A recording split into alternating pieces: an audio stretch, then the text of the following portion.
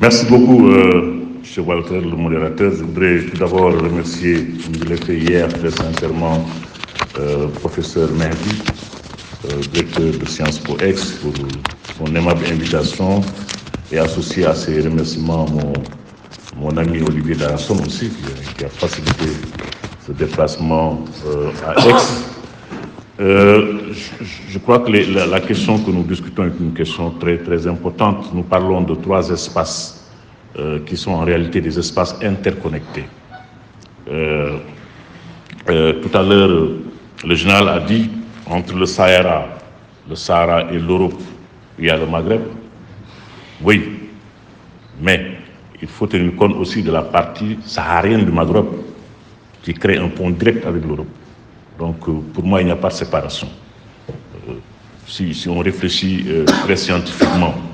Et donc, nous avons 3 espaces qui sont interconnectés, l'Europe, le Maghreb et le Sahel, aux frontières de plus en plus floues, aux frontières de plus en plus floues. J'ai une voix qui porte, parce que pourquoi je n'ai pas voulu me rapprocher du micro. Donc, aux frontières de plus en plus floues, aux frontières de plus en plus indéterminées, et en vérité, avec des flux massifs de population, de plus en plus intenses, de plus en plus dangereux aussi. Si on voit un peu la composition des flux, et de plus en plus non maîtrisée. Et comme le relève la note conceptuelle de ce colloque que j'ai bien lu et relu, la région Sahel-Maghreb constitue un espace d'importante circulation migratoire, mais aussi une voie d'acheminement d'armes, de drogue aussi. La cocaïne, le cannabis et tant d'autres substances psychotropes. Et la séparation entre l'Europe et l'Afrique, ou l'Europe et le Maghreb, c'est 12 km. Entre le Maroc et l'Espagne, c'est à peu près à peine 12 km. Pour ceux qui connaissent un peu la géographie, si vous allez à Tanger, vous êtes déjà en Europe. Avec tout le contentieux qu'il y a avec Ceuta et Melilla, bon, les gens, c'est vraiment des régions qui sont très, très interconnectées. Et le Maghreb et le Sahel font corps, et la crise libyenne de 2011 a eu un impact désastreux dans l'un des pays, les plus grands pays du Sahel, le Mali, qui fait 1 240 000 km², où se déploient des groupes terroristes, djihadistes, islamistes, mais où se déploie aussi une mission de maintien de la paix des Nations Unies, la MINUSMA, avec un budget de plus d'$1 milliard américains. Mais une mission aussi qui partage l'espace depuis quelques mois avec une société militaire privée, pour ne pas la nommer,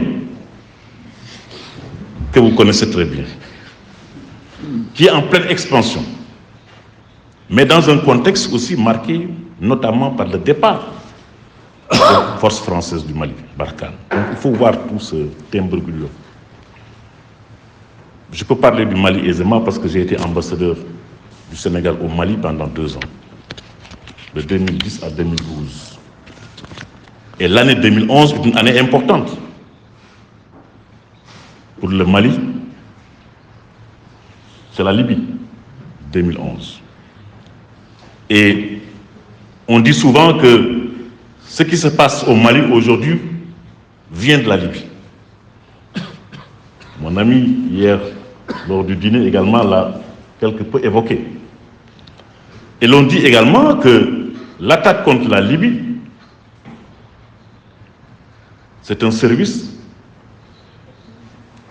mais ce n'est pas un service après-vente. J'étais au Mali comme ambassadeur de 2010 à 2011 et je dis, et quand il y a eu le retour des combattants d'origine malienne qui étaient en Libye, quand ils sont rentrés au Mali, c'est là où tout a commencé. Donc quand on analyse la situation, la géographie du terrorisme et du mouvement djihadiste, il faut tenir compte de ce facteur historique qui est très important. Il y a eu un retour massif d'anciens combattants, des colonels des colonels, voilà, je reviens au micro, des colonels, des commandants qui sont revenus, qui sont entassés au nord, des centaines et des centaines. Le président ATT à l'époque, Amadou Touré, qu'est-ce qu'il a fait? Il a dépêché une délégation de 6 à 7 ministres pour aller leur parler et leur apporter un soutien en termes de vivres et d'argent, parce qu'il fallait les prendre en charge.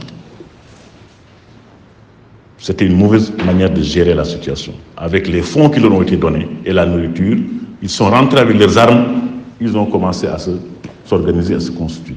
Tout est parti de là. Et ensuite, 2012, mars-avril, le coup d'État contre le président Amadou Touré. Donc, processus de déstabilisation des institutions républicaines qui devaient faire face à ce mouvement. Quand il y a eu le coup d'État contre le président Amadou Touré, j'étais ambassadeur, il est venu se réfugier dans ma résidence. C'est moi qui l'ai gardé dans ma résidence. Personne ne savait qu'il était chez moi. Et je l'ai envoyé à Dakar, où il est resté en exil pendant 5 ans. Et après, depuis le président ATT, qu'est-ce qui s'est passé? On est revenu à la case départ avec le double coup d'État du colonel Assimi Goïta. Et une ère infinie d'incertitude est ouverte. Personne ne sait quand la crise malienne va s'arrêter. Avec maintenant l'entrée de cette société militaire privée qui a plus ou moins entraîné le départ de Barkhane et qui bouscule la mission de maintien de la paix des Nations Unies, la MINUSMA. Et quand cette société militaire privée a commencé à s'installer, j'ai alerté les Nations Unies et j'ai alerté mon collègue qui était chef de la MINUSMA, parce que j'étais chef de la MINUSCA, qui est la sœur de la MINUSMA.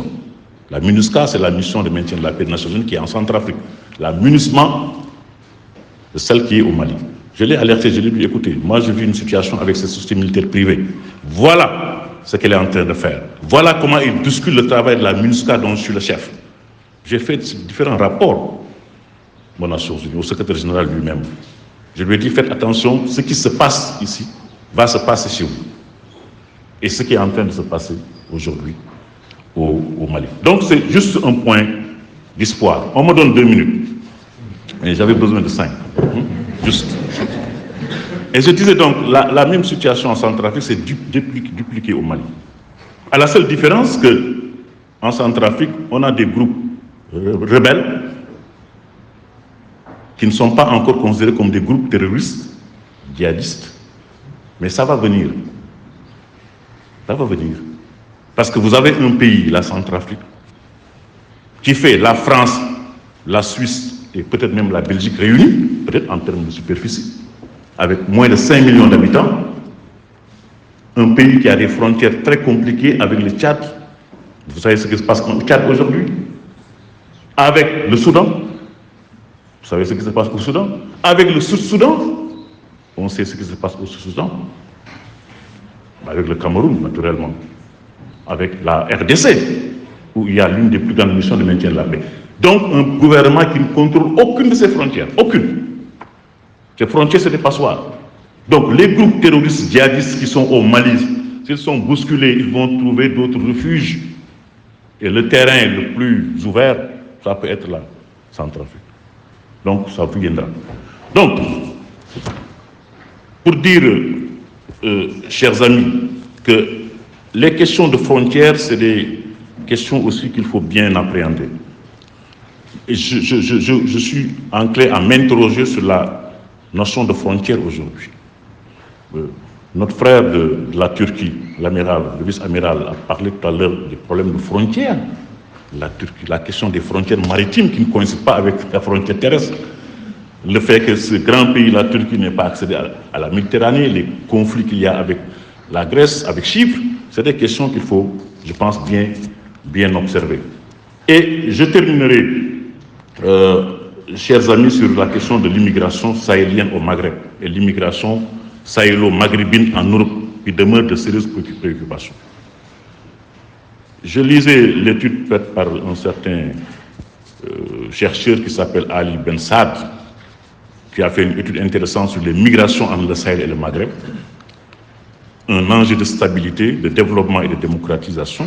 Et il notait à juste raison que l'immigration subsaharienne, à travers un mouvement qui s'est construit plusieurs décennies avant que n'apparaissent les routes terrestres et maritimes clandestines de l'Europe, elle était déjà présente et importante au Maghreb, notamment dans sa partie saharienne dont je parlais tout à l'heure, alors que même des pays européens comme l'Italie et l'Espagne, devenus des destinations privilégiées de l'immigration irrégulière par la suite, étaient pour longtemps exclusivement des destinations d'émigration.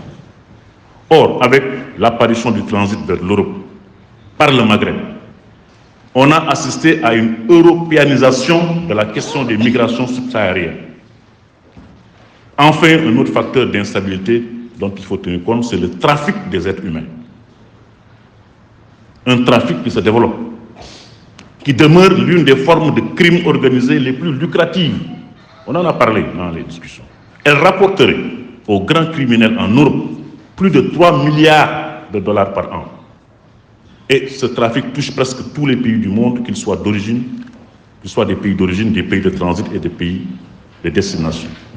Il y a d'autres trafics sur lesquels on peut réfléchir, aussi criminels. Les trafics d'organes, les trafics de drogue, trafic de médicaments, trafic de cigarettes. Enfin, on ne saurait, de mon point de vue, évidemment pas évoquer les questions de sécurité, sans parler du terrorisme qui se développe, qui constitue une menace, des attentats qui se poursuivent aujourd'hui, les assassinats, les enlèvements avec demande de rançon, des rançons qui sont payées, qui contribuent au financement également du terrorisme. Il y a certains pays qui refusent d'en payer, mais d'autres en payent. Et c'est une réflexion, je pense, qu'il faut absolument mener. Voilà, chers amis, ce que je voulais apporter comme contribution, en insistant sur ce que notre collègue de l'extrême gauche a dit sur les 3D, qui ne sont pas bien articulés, je pense.